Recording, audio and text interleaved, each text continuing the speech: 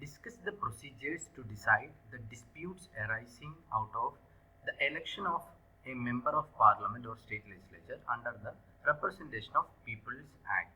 What are the grounds on which election may be declared void? What remedy is available? So this is the question. So procedure to decide the dispute under this act, like grounds on which an election to be declared void, what is the remedy? You just introduce by telling what is the relevance of Representation of People's Act and what does it talks about. It talks about a detailed framework for conducting of elections and in case of any disputes, how it could be addressed related to elections. First of all, procedure to decide the dispute. You present an election petition, for example, candidate A believes that candidate B is indulged in corrupt practices, so that person can file a petition. So this is how fictitiously you can write example. If you don't want to, if you don't remember any particular cases, you can write this kind of an example. That's why I have kept it like this. Then, so you are submitting an election petition. So which is the authority to be vested with discussing this particular petition? That is High Court. For example, in Indira Gandhi versus Raj Narayan case, Allahabad High Court declared Indira Gandhi's election as void. Then, after presentation of petition to the appointment, to the designated authority, the authority, that is High Court, will be examining the petition and it will be issuing the notice to the respondents. Then the court will be framing the case, then taking the evidence, hearing the parties, and finally will be giving the decision. So presentation of petition first, to whom? To the appointed authority. That authority will be having a trial procedure.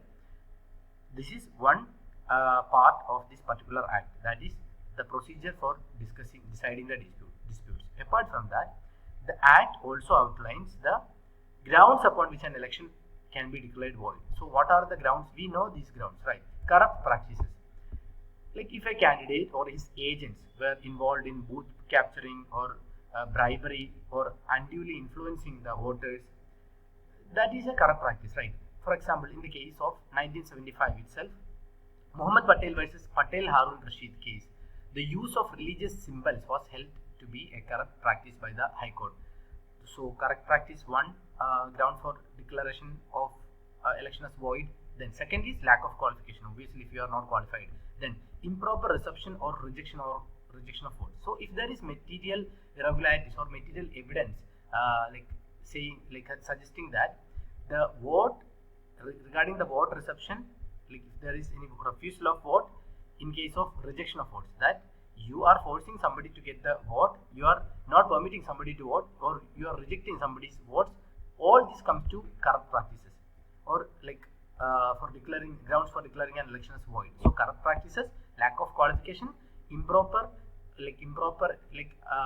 conduct during the election, regarding the accepting or rejecting the votes, etc. Then non-compliance with this act, obviously, any non-compliance with the provisions of the Constitution or with the Model Code of Conduct or with the Representation of People's Act, okay, that has materially affected the outcome of the election, that will be conducted as a ground for declaring an election as void.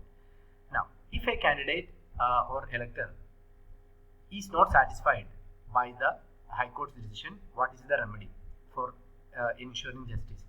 You appeal to the Supreme Court. Remedy for the aggrieved party, that is appeal to the Supreme Court within 30 days of the High Court's order. For example, when Allahabad High Court declared Indira Gandhi's election as void in the Indira Gandhi versus Raj Narayan case of 1975, Indira Gandhi appealed to the Supreme Court.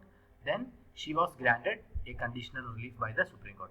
So, Representation of People Act provides a comprehensive mechanism. So, it details how the election must be conducted. It also says how redressal of grievances must be conducted and who is the authority or what is the procedure for discussing the dispute or the election petition.